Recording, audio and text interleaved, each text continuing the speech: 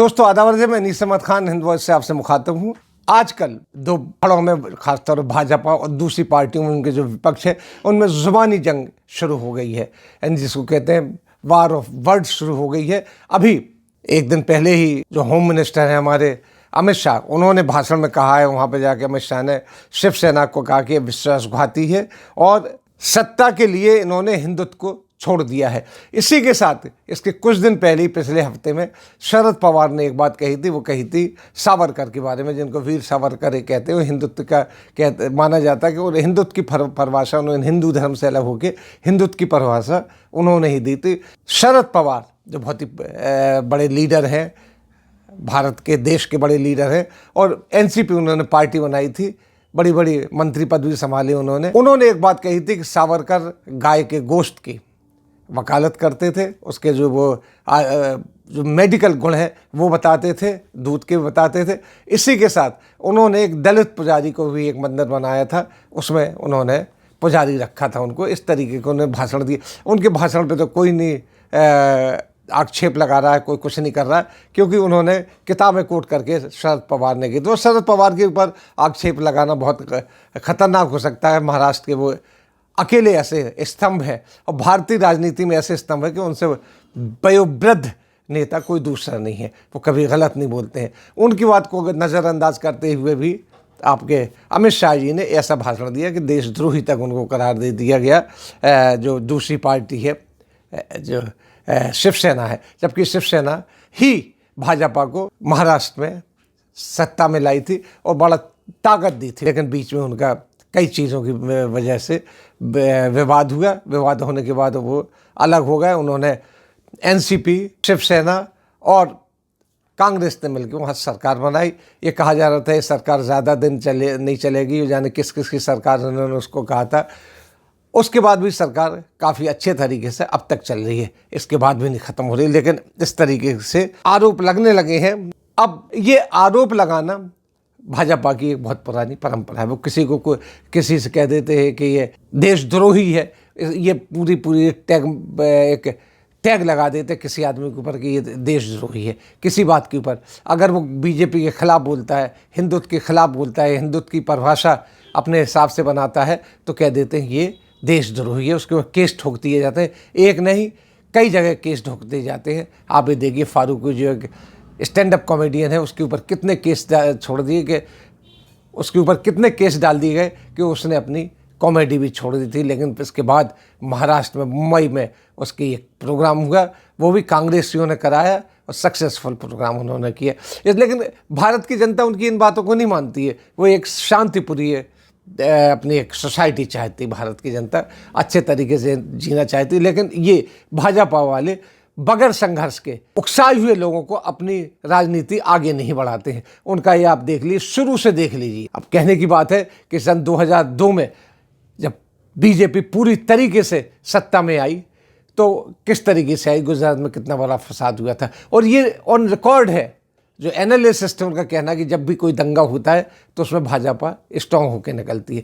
तो आप देख लीजिए, किसी के भी बयान देख लीजिए, या तो वो धार्मिक हो रहे हैं बहुत बुरी तरीके से, हिंदुत्व का उसमें कहीं से कहीं अंश नहीं है, हिंदू होने का कोई अंश नहीं है। हाँ, इनकी अपनी बनाई हुई एक चीज़ है हिंदुत्व, जिसकी अभी तक कोई परिभाषित नहीं हुई है, उसको लेके ही लोग आगे बढ़ रहे हैं। उसमें जगह जगह के जाने क्या क्या चीज़ें लगाते हैं वो लोग, लेकिन अब तक कोई ऐसी चीज़ नहीं लेके आ पाए जो सॉलिड हो, जिसमें सारा हिंदुत्व इनके माफ़ कीजिए, जिसमें सारा हिंदू उनके पीछे ढुल के पहुंचता हो। सिर्फ उतना ही वोट, जितना वोट है उनका, जो 2002 में बना था, 2014 में आया था, वही वोट उनके साथ अभी तक है, उससे ज़्यादा नहीं बढ़ रहा है। लेकिन हाँ, जीतते इसलिए कि विपक्ष में बड़ी तोड़फोड़ है। विपक्ष में जगह जगह इनके जो दरारें पड़ी हुई विपक्ष की, अगर विपक्ष एकजुट हो जाए तो ये हार सकते हैं। जिस तरीके से आप देखिए जो उपचुनाव हुए हैं उसमें अरुणाचल प्रदेश में और काफ़ी जगह आप देख रहे हैं कि ये चीज़ें हुई हैं वहाँ पे, जिस तरीके से भाजपा की हार हुई है 2019 के बाद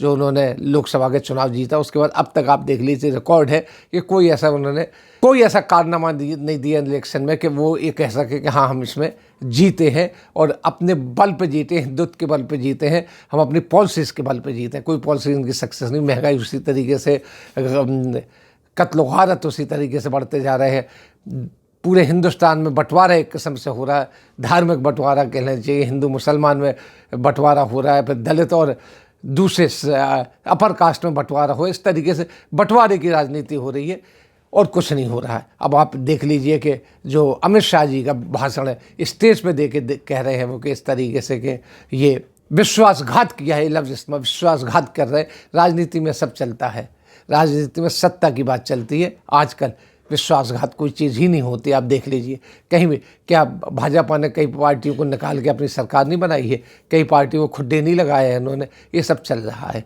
लेकिन इतने स्ट्रॉन्ग वर्ड्स है कि विश्वासघात कर रहे हैं आप, देशद्रोही है, इस तरह की बात पहले आई। देशद्रोही किसी को नहीं कहते हैं। देशद्रोही वो है जो देश के साथ द्रोह करे, उसके साथ कोई गलत काम करे, चाहे वो हिंदू हो, मुसलमान हो, कोई भी हो। अभी तक कोई ऐसी चीज़ नहीं साबित हुई है कि चाहे वो मुसलमानों को देशद्रोही, उसने कोई देश के लिए कोई ऐसी घातक बात की है। आप देखिए कि जितने भी तबलीगी जमात में इन्होंने गिरफ्तार किए थे, सारे कोर्ट से छूट के आ गए। उनसे ये कहा गया था देशद्रोही कोरोना फैला रहे, और कई ऐसे केसेस मिलेंगे आपको कि जो गिरफ्तार तो हो जाते हैं मुसलमान, लेकिन कोर्ट से वो छोड़ दिए जाते हैं। क्यों छोड़ दिए जाते हैं? क्योंकि कोई सबूत नहीं होते, कोर्ट में जाके ही वो धड़ाम सड़ाम गिर जाते हैं। लेकिन हाँ, उसमें 5 साल 10 साल 15 साल उनकी ज़िंदगी जेलों में कटती है, ये ज़रूर हो जाता है। लेकिन न्याय प्रक्रिया इतनी स्ट्रॉन्ग है यहाँ पे कि आप किसी को ज़बरदस्ती नहीं फंसा सकते हैं। अब वही चीज़ शुरू हो गई कि अब उन्होंने एनसीपी को, उन्होंने शिवसेना को देशद्रोही कहना शुरू कर दिया, क्योंकि भाजपा वहाँ सरकार नहीं बना पाई थी। सिर्फ सरकार न बनाना भाजपा के साथ देशद्रोह हो गया है। ये अजीब सी बात है। हम भाजपा के बांसुरी में अगर अपने सुर मिलाएंगे तो हम जब देशभक्त हैं, अगर उनकी हाँ में नहीं मिलाते, अगर उनकी किसी बात पे इनकार करते हैं तो हम देशद्रोही हो जाते हैं। यही बात मंच से हमारे गृह मंत्री ने कहा है। हमारे गृह मंत्री जो है अमित शाह, वो कुछ किसी तरीके के बयान देते, आगे पीछे कुछ सोचते नहीं, बयान दे देते। वो बयानबाज है, जैसा कहा जाता है। राजनाथ सिंह जी कहते हैं उनके मंत्री कि ये बयानबाज है, लेकिन नहीं, अमित शाह बहुत बड़े बयानबाज हैं। उनको अपनी बयानबाजी पे कुछ लगाम लगना चाहिए। अब जिस तरीके से अब उनको, अब देखिए कि उत्तर प्रदेश के जो चुनाव की कमान है उनके हाथ में नहीं, दूसरों के हाथ में दी जा रही है। मोदी जी ने खुद संभाल ली है। इस तरीके कई चीज़ें चल रही, उलट फिर चल रही। लेकिन ये बात कहीं गोदी मीडिया में नहीं आएगी कि वहाँ पे कितनी यूपी में कितनी उथल पथल चल रही। ये बातें आती हैं, इस बातों से पता चलता है कि इनके बयानों से कितनी अफरा तफरी फैल जाती है। क्या एनसीपी इस बात पे कि कहा जा रहा है उनको विश्वासघाती हैं, तो एनसीपी जो सरकार बनाई हुई है, जो शरद पवार की है, वो कई सालों से वहाँ पे सत्ता जमाए बैठी है, अपना वर्चस्व जमाए बैठी, वो कैसे चुप हो जाएगी? ये बगैर सोचे समझे बयानबाजी करते हैं। इससे ये घातक है देश के लिए। इसी के साथ हम आपसे लेते विदा। अगले अंक में फिर हाजिर होंगे, तब तक के लिए दीजिए हमें इजाज़त।